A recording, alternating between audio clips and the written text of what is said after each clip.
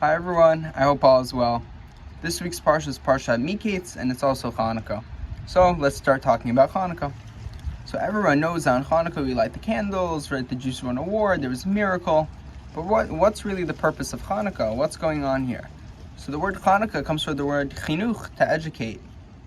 And the obvious question is, what are we educating ourselves with on Hanukkah? What's the main message? So I think the answer lies in this week's Parsha. So we see Paro he has these dreams. He calls Yosef up to interpret these dreams from the bora, from prison. And what are these dreams? Right, there are these 7 fat cows that get eaten by the 7 skinny cows, and then the same thing with the stalks of wheat. And we see that this represents that Egypt is going to have 7 years of surplus and then 7 years of shortage, of famine. Right? So how does that connect to Hanukkah at all? So I think not only was the interpretation of the dreams relevant to Paro, but also relevant to Yosef too, right? Why is it possible? How is it possible that Yosef, out of all people, gets called up after after all the other interpreters are unable to, right? It all ended up with Yosef. What are the chances? It's not like maybe God made it happen that way.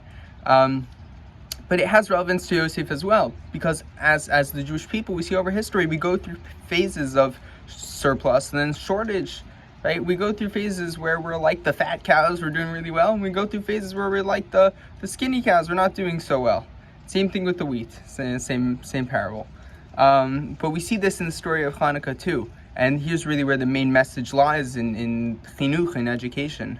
So we see during Hanukkah that we have the candles, where obviously we have the war that represents times of hardship in Jewish history, but we have the candles to remind us that even in the times of hardship, even in the times where we might be a skinny cow, that there's always light on the horizon for a brighter future, fatter future, I guess, if you want to use the parable still. Just for a food for thought question, how the number 7, because 7 cows, 7 sheaves of wheat, also fits in to the Jewish people as a parable. I don't know, I couldn't figure it out. If anyone has any ideas, that'd be great. But I think really this is the main message of Hanukkah, of the education, just to educate ourselves that as Jews, we see the light, we know, we internalize that there are dark times, there are bright times in Jewish history, and that will continue, and that's the reality of it. But always there's light on the horizon. And with that, I wish you all a Shabbat Shalom.